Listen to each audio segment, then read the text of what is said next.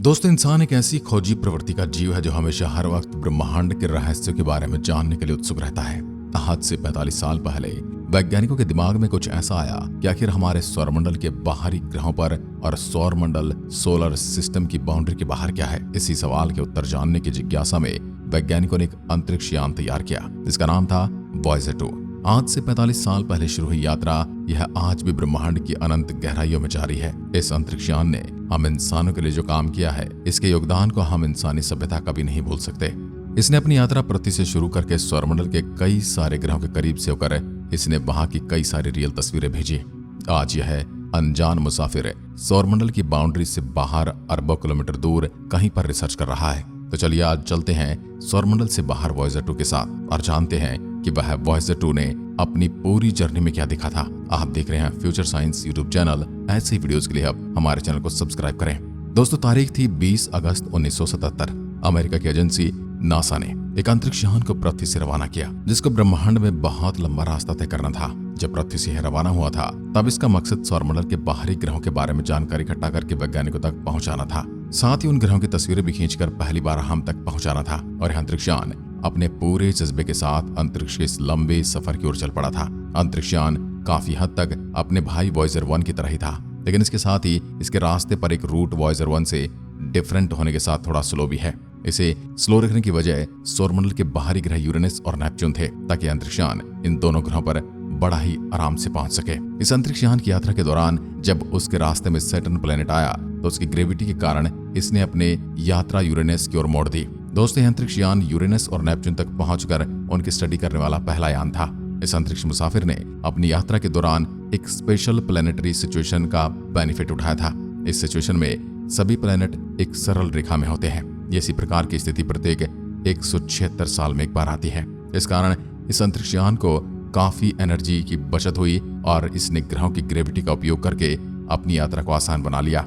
करीब 2 साल की लंबी यात्रा करने के बाद यह अंतरिक्ष यान 9 जुलाई 1979 जुपिटर के नजदीक पहुंचा और उसने वहां से जुपिटर के कुछ वलयों की खोज की।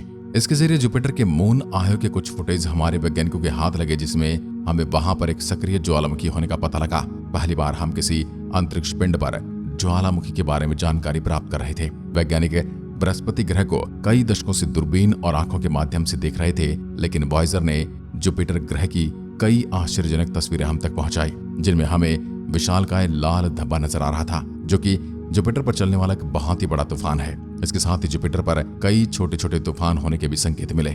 जब यह जुपिटर के पास से गुजरा तो उसने वहां की 17,000 तस्वीर को अपने कैमरे में कैद किया।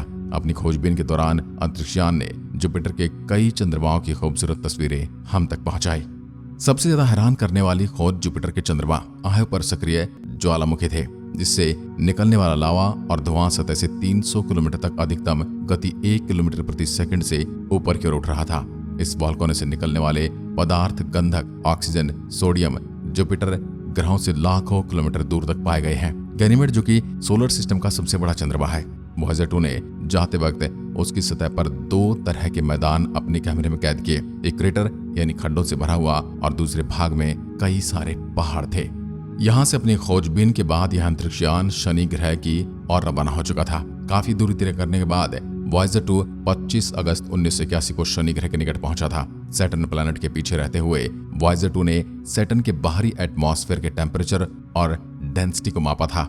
इसके साथ ही शनि ग्रह के कई चंद्रमाओं की तस्वीरें हम तक पहुंची। इसके बाद ही अपनी अगली मंजिल की ओर बढ़ चला था। इसकी अगली मंजिल यूरेनस प्लैनेट था। इसके बाद 24 जनवरी 1986 को वॉयेजर 2 यूरेनस के करीब पहुंच चुका था। वहां रहते हुए इस अंतरिक्ष यान ने यूरेनस के 10 नए चंद्रमाओं की खोज की। अधिकतर नए चंद्रमा आकार में छोटे हैं। यह खोज अपने आप में एक अहम खोज थी। साथ यहाँ के वातावरण और इसके वलयों का करीब से अध्ययन किया जिसमें इसने यूरेनस के 2 नए रिंग्स की खोज की। यूरेनस के 5 बड़े चंद्रमाओं में से सबसे अंदरूनी मिरांडा नामक चंद्रमा पर 20 किलोमीटर गहरी नहरें पाई गई जो भूगर्भीय हलचलों से बनी हैं। इसके बाद यह मुसाफिर अपनी अगली मंजिल की ओर चल पड़ा जो कि नेपच्यून प्लैनेट था। काफी टाइम अंतरिक्ष में यात्रा करने के बाद यह यान 25 अगस्त 1989 को नेपच्यून के पास पहुंचा। अब यह यान सौरमंडल के अंतिम छोर पर मौजूद इस अद्भुत दुनिया पर आ गया था। धरती से ली गई अब तक की तस्वीरों में नेपच्यून काफी छोटा और धुंधला नजर आ रहा था, मगर जब इसे पास से देखा गया तो एक नई चीज सामने आई। वॉयजर ने नेपच्यून प्लेनेट पर बृहस्पति के विशाल लाल धब्बे के जैसा विशाल गहरा धब्बा देखा। पहले इसे एक बादल समझा गया, लेकिन असल में यह बादलों से एक बड़ा छेद है। इसके बाद वॉयजर ने नेपच्यून के मून ट्राइटन का भी अध्ययन किया। इसके बाद इस अंतरिक्षयान का ग्रहों की स्टडी का अभियान पूरा हो चुका था। कुछ दिन सौरमंडल की बाउंड्री पर सोचने के बाद इसने सौरमंडल से बाहर जाने का फैसला किया। दोस्तों, सूर्य से बाहर की ओर बहने वाली हवाओं से सौरमंडल के चारों ओर एक बुलबुले जैसा घेरा बना हुआ है। इस घेरे को हेलियोस्फीयर और इसकी सीमा के बाहर के अंतरिक्ष को इंटरस्टेलर मीडियम यानी ISM कहा जाता है। इस अंतरिक्षयान ने साल 2018 में इंटरस्टेलर स्पेस में प्रवेश किया। इस समय तक इसके 11 उपकरण काम कर रहे थे। आज केवल इस अंतरिक्ष मुसाफिर के 4 ही उपकरण काम कर रहे हैं। बाकी के इंस्ट्रूमेंट्स को एनर्जी बचाने के लिए बंद कर दिया गया, और जो आज वॉयजर के 4 इंस्ट्रूमेंट चालू हैं, इनका इस्तेमाल मैग्नेटिक फील्ड से जुड़े डाटा को इकट्ठा करने के लिए, सोलर विंड से जुड़े डाटा को इकट्ठा करने और कॉस्मिक रेस के डेटा को इकट्ठा करना है। एक साथ ही उन डेटा को पृथ्वी तक पहुंचाने के लिए और हमारे साथ संपर्क बनाए रखने के लिए इन उपकरणों का उपयोग किया जाता है। आज इसको ब्रह्मांड में यात्रा करते हुए 45 साल 7 महीने और 30 दिन हो चुके हैं और पृथ्वी से करीब 133.3 एस्ट्रोनॉमिकल यूनिट से दूरी पर मौजूद है। एक एस्ट्रोनॉमिकल यूनिट उसी दूरी को कहा जाता है जो सूरज और पृथ्वी के बीच है, यानी करीब 15 करोड़ किलोमीटर, जहां से सिग्नल आने में करीब दिन और रात लग जाते हैं और सिग्नल को जाने में 1 दिन और रात का समय लगता है। आज भी वॉयजर यान के सेंसिटिव एंटीना उस सिग्नल को रिसीव करते हैं। इसके बाद वॉयजर अंतरिक्षयान 20 वोल्ट का एक सिग्नल हमारी पृथ्वी की ओर सेंड करता है, जो इसे घोर अंतरिक्ष में यात्रा करता हुआ कमजोर पड़ जाता है। और जब तक यह सिग्नल हमारी पृथ्वी तक आता है, तब इसे डिटेक्ट करना काफी चुनौतीपूर्ण हो जाता है, क्योंकि सिग्नल की फ्रीक्वेंसी काफी कमजोर हो जाती है। इसके लिए वैज्ञानिकों को कई सारे एंटीना के एक डीप नेटवर्क का प्रयोग करना पड़ता है, और इन्हीं मजबूत एंटीना के नेटवर्क के जरिए इससे अभी तक हम कांटेक्ट कर पाए हैं। आज वॉयजर 1 और वॉयजर 2 दोनों ही सौरमंडल से बाहर हैं। आज अगर उनका कैमरा ऑन कर दिया जाए तो वहां पर घोर अंधेरे के अलावा कुछ नजर नहीं आएगा। 45 सालों से अलग अलग प्रकार के वातावरण में यात्रा करने के चलते यह अंतरिक्षयान अब बूढ़ा हो चला है, जो कि अपनी एक उम्र के लास्ट दिनों में चल रहा है, क्योंकि अब इसकी बैटरी भी काफी कमजोर पड़ चुकी है। यह अंतरिक्षयान प्लूटोनियम से पावर्ड बैटरी की मदद से अपने आप को काम पर लगाए रखे है, जो प्लूटोनियम के डीके से पैदा होती है, हीट एनर्जी को इलेक्ट्रिक एनर्जी में कन्वर्ट करती है। पिछले 45 साल से यह बैटरी इन अंतरिक्षयान को इस भयानक वातावरण में जिंदा रखी है। अब यह अंतरिक्षयान पृथ्वी से रवाना हुआ था, उस टाइम इसमें लगी है बैटरी 740 वोल्ट की इलेक्ट्रिक पावर से लैस थी, लेकिन आज प्लूटोनियम के डीके होने के कारण और अपने 45 सालों के लंबे वर्किंग पीरियड की वजह से इसकी क्षमता अब घट गई है और इसकी क्षमता 200 वॉट ही रह गई है। जैसे जैसे यह अंतरिक्षयान समय बीतने के साथ साथ पृथ्वी से दूर जा रहा है, वैसे वैसे हमारा वॉयजर अंतरिक्षयान के साथ संपर्क स्थापित करने का समय भी बढ़ता जा रहा है।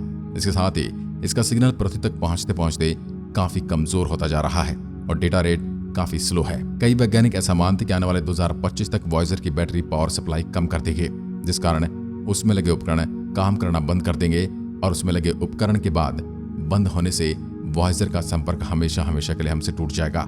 2025 का साल हम इंसानों के लिए अच्छा नहीं होगा। इसके बाद हम इसे कभी भी कांटेक्ट नहीं कर पाएंगे। लेकिन इंटरेस्टिंग बात यह कि संपर्क टूटने के बाद भी अंतरिक्ष में ऐसे ही आगे की ओर जाता रहेगा। और आपको पता ही है कि हमारे सौरमंडल का सबसे नजदीकी सौरमंडल हमसे 4.3 प्रकाश वर्ष की दूरी पर है, लेकिन वहां तक इसे पहुंचने में अरबों सालों का समय लग जाएगा। शायद उससे पहले उसे कोई एलियन सभ्यता कैच कर ले। दोस्तों, इस अंतरिक्षयान ने जो वैज्ञानिक जगत में अपनी उपलब्धियों को दर्ज कराया है, उन्हें हम कभी भूल नहीं सकते। जो कार्य एक इंसान नहीं कर सकता, वह कार्य इस अंतरिक्षयान ने कर दिखाया है। बड़ा दुख होता है जब हमें छोड़कर जाएगा, ये हमें पता लगता है। आप इस अंतरिक्ष मुसाफिर के बारे में क्या सोचते हैं, कमेंट बॉक्स में लिखकर जरूर बताएं और फ्यूचर साइंस चैनल को सब्सक्राइब करें। धन्यवाद। जय हिंद, जय भारत।